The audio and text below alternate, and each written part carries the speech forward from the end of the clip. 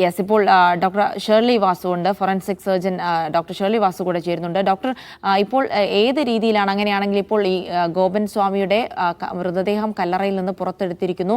ഈ സുഗന്ധദ്രവ്യങ്ങൾ കൊണ്ടൊക്കെ മൂടിയ നിലയിലായിരുന്നു, ഭസ്മം കൊണ്ടൊക്കെ മൂടിയ നിലയിലായിരുന്നു. ഏതാണ്ട് ഒരാഴ്ച പഴക്കമുണ്ട് എന്നാണ് കരുതപ്പെടുന്നത്. അങ്ങനെയാണെങ്കിൽ അത് ആ സ്ഥലത്ത് വെച്ച് തന്നെ പോസ്റ്റ്മോർട്ടം ചെയ്യാവുന്ന നിലയിലായിരിക്കുമോ, അതോ ആശുപത്രിയിലേക്ക് മാറ്റേണ്ട ഒരു സാഹചര്യം ഉണ്ടാകുമോ? ആശുപത്രിയിൽ പോസ്റ്റ്മോർട്ടം ഓട്ടോപ്സി റൂമിലും ഓട്ടോപ്സി ടേബിളിലും നാട്ടിലുള്ളവരുടെയൊക്കെ തിരക്കുകളൊക്കെ മാറിയിട്ട് ഡോക്ടർമാരുടെ ഏറ്റവും നല്ല സ്വതന്ത്രമായിട്ടും സുതാര്യമായിട്ടും സൗകര്യമായിട്ടും ചെയ്യാൻ പറ്റുന്നത് ഓട്ടോപ്സി റൂം തന്നെയാണ്. പക്ഷെ ഏതെങ്കിലും കാരണവശാൽ സാമൂഹ്യ സാഹചര്യങ്ങൾ, സോഷ്യൽ സർക്കംസ്റ്റാൻസസിൽ അത് പറ്റുന്നില്ല എന്ന് പോലീസ് കണ്ടെത്തുകയോ മറ്റു ചെയ്താൽ അവിടെ ചെയ്തു കൊടുക്കേണ്ടി വരും. അത് രണ്ടാമത്തെ ഒരു ഓപ്ഷൻ മാത്രമാണ് ഡോക്ടറെ സംബന്ധിച്ചിടത്തോളം. ഡോക്ടർ, അതായത് ഏത് സാഹചര്യം, അതായത് ഈ മൃതദേഹം അഴുകിയ നിലയിലാണെങ്കിലാണോ അവിടെ തന്നെ നടത്തേണ്ടി വരുന്ന ഒരു സാഹചര്യം ഉണ്ടാവുക? രണ്ടു തരത്തിലുള്ള ചിന്താരീതികളുണ്ട്. പോലീസ് ഓഫീസേഴ്സ് ഏത് തരത്തിലാണ് അത് കാണുന്നത്? കാരണം ഇന്നത്തെ നിലയിൽ കോഫേഴ്സും അത് മാറ്റാനുള്ള പെട്ടികളും അത് ഏത് സാഹചര്യത്തിലുള്ള ബോഡിയും മോർച്ചറിയിലേക്ക് മാറ്റാൻ പറ്റുന്നത് നമ്മളിപ്പോ കണ്ടതല്ലേ. വലിയ എന്താ പറയാ, ലാൻഡ് സ്ലൈഡിലൊക്കെ മൃതദേഹം കൈകാര്യം ചെയ്യുന്നത് കണ്ടതല്ലേ. മാറ്റാൻ പറ്റാത്ത ഒരു മൃതദേഹം ഇല്ല. തീർച്ചയായും ഡോക്ടർ, അതേപോലെ തന്നെ ഈ സുഗന്ധദ്രവ്യങ്ങളൊക്കെ ഇട്ട് മൂടി, ഭസ്മമൊക്കെ ഇട്ട് മൂടി എന്ന് പറയുന്നു. നെഞ്ചു വരെ ഉണ്ടായിരുന്നു ഇത്തരം സാധനങ്ങളൊക്കെ, അതൊക്കെ മാറ്റിയാണ് പുറത്തെടുത്തിരിക്കുന്നത്. അപ്പോൾ ഈ സംഭവങ്ങളൊക്കെ ഈ മൃതദേഹം ഈ അഴുകാതിരിക്കാൻ സഹായിക്കുമോ? ഇല്ല, ഓൺ ദ കോൺട്രറി, ഈച്ച അങ്ങനെ എലി പ്രാണികളൊക്കെ അങ്ങനത്തെ ഉള്ള ഉപദ്രവങ്ങൾ തീർച്ചയായിട്ടും ഉണ്ടാവില്ല. കാരണം കോൺക്രീറ്റ് സ്ലാബ് റൂമിന്റെ ഉള്ളിലാണ്. രണ്ടാമത് ഇത്തരം കാര്യങ്ങളൊക്കെ ഇതിനെ റിപ്പല് ചെയ്യുന്നുണ്ട്. അപ്പം ആനിമൽ അറ്റാക്ക് അങ്ങനത്തെ കാര്യങ്ങളില്ല.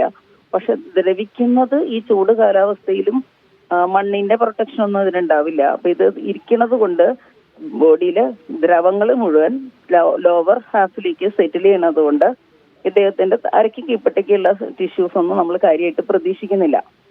അതേസമയം അതുകൊണ്ട് തന്നെ മുകളിലുള്ള അവയവങ്ങൾ കുറച്ചുകൂടി പ്രൊട്ടക്റ്റഡ് ആയിട്ട് ഡോക്ടർക്ക് പരിശോധനയ്ക്ക് കിട്ടുകയും ചെയ്യും. നമുക്ക് കൂടുതൽ താല്പര്യമുള്ളത് ഹൃദയം, ബ്രെയിൻ, ഹൃദയം, ശ്വാസകോശങ്ങള്, ആന്തരാവയവങ്ങള്, ഇവരുടെയൊക്കെ അവസ്ഥകളാണ്. അത് പ്രിസർവ്ഡ് ആയിരിക്കും സാമാന്യം. കാരണം അന്നത്തെ ദിവസം ഇരിക്കുന്ന പോലെയല്ല, പക്ഷെ അനുമാനങ്ങൾക്ക് പറ്റുന്ന രീതിയിൽ ഉണ്ടാവും.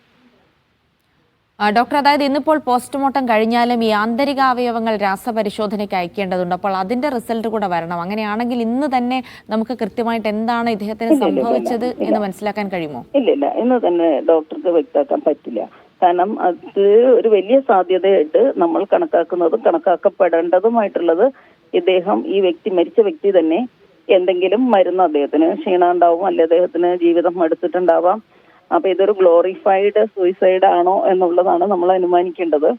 അപ്പൊ അതുകൊണ്ട് തന്നെ രാസപരിശോധന റിസൾട്ട് വരുന്നത് വരെ ഇതിലെ അവ്യക്തത തുടരുക തന്നെ ചെയ്യും. ഡോക്ടർ, ഈ പറയുന്നത് പോലെ എനിക്ക് തോന്നണില്ല. പക്ഷെ അവർക്ക് അച്ഛൻ ഇങ്ങനെ മുന്നാലെ പറഞ്ഞു എന്ന് പറയുന്നുണ്ട്. 3 ദിവസം മുന്നാലെ എന്തോ അച്ഛൻ പറഞ്ഞു. അപ്പൊ അതൊരു നമ്മളെ സംബന്ധിച്ച് നമ്മുടെ എക്സ്പീരിയൻസ് വെച്ചിട്ട് ഇത് ഒരു ആത്മഹത്യാ സൂചനയെ മക്കളും ഇവരും തിരിച്ച് അറിഞ്ഞിട്ടില്ല. അതിന് സമയം അവരതിനെ ഒരു ദൈവീകമായിട്ടുള്ള ഒരു പ്രഡിക്ഷൻ ആയിട്ടാണ് എടുത്തിരിക്കുന്നത്. അത് അവരുടെ മാനസിക നിലയ്ക്കുള്ള വ്യത്യാസം കൊണ്ടാണ്.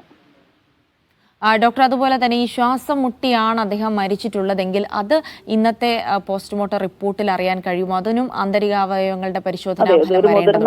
ഒരു മുതിർന്ന മനുഷ്യനല്ലേ, ഇദ്ദേഹത്തിന് ശ്വാസം മുട്ടി കൊലപ്പെടുത്താനുള്ള രീതികൾ നമ്മൾ അങ്ങനെ ഇല്ലാതെ അതിനെപ്പറ്റി ഡിസ്കസ് ചെയ്യുന്നത് ശരിയല്ല. പക്ഷെ ഇണ്ടെച്ചിട്ടുണ്ടെങ്കിൽ പരിശോധനയിൽ അത് വ്യക്തമാകും. ചെയ്തിട്ടാണെങ്കിൽ അത് വ്യക്തമാകും. പരിക്കുകളാണെങ്കിൽ വ്യക്തമാകും. ഒരാഴ്ചയൊക്കെ കഴിയുമ്പോഴേക്കും രാസപരിശോധന റിസൾട്ടിൽ കൂടി വിഷബാധ ഉണ്ടോ എന്നുള്ളതും നമുക്ക് വ്യക്തമാകും. അതല്ലെങ്കിൽ അതിന് സ്വാഭാവിക മരണമായിട്ട് presumptive cos of death. Yes, അപ്പോൾ വളരെയധികം നന്ദി ഡോക്ടർ ഷേർലി വാസു ഈ അവസരത്തിൽ പ്രതികരിച്ചതിന്. എന്തായാലും ഡോക്ടർ പറയുന്നതിനനുസരിച്ച്, ഫോറൻസിക് വിദഗ്ധ കൂടിയാണ്, ഡോക്ടർ പറയുന്നതിനനുസരിച്ച് ഈ ഒരാഴ്ച വേണമെങ്കിൽ ആന്തരികാവയവങ്ങളുടെ രാസപരിശോധനയ്ക്ക് അയച്ചാൽ ഒരാഴ്ച വരെ ആ റിസൾട്ടിന് വേണ്ടി കാത്തിരിക്കേണ്ടി വരും. അപ്പോൾ ഇന്ന് തന്നെ ഇപ്പോൾ പോസ്റ്റ്മോർട്ടം നടത്തിയാൽ പോലും അതിലൊരു വ്യക്തമായ ഉത്തരം ഇന്ന് തന്നെ ലഭിക്കാനിടയില്ല എന്നുള്ളത് കൂടിയാണ്. കാരണം ഈ ശ്വാസം മുട്ടിയാണ് മരിച്ചതെങ്കിൽ പോലും അതിന് ലങ്സ് അടക്കമുള്ള ആന്തരികാവയവങ്ങളുടെ പരിശോധനാ ഫലം വരേണ്ടതുണ്ട്. മറ്റെന്തെങ്കിലും പരിക്കുകളൊക്കെ ഉണ്ടെങ്കിൽ അത് ഇന്നത്തെ പോസ്റ്റ്മോർട്ടത്തിൽ നിന്ന് വ്യക്തമാകാൻ സാധിക്കും. ഏതെങ്കിലും തരത്തിലുള്ള വിഷം ഉള്ളിൽ ചെന്നാണ് മരണമെങ്കിൽ പോലും അതിനും രാസപരിശോധന ഫലം വേണ്ടി വരുമെന്നുള്ളതാണ് അറിയുന്നത്.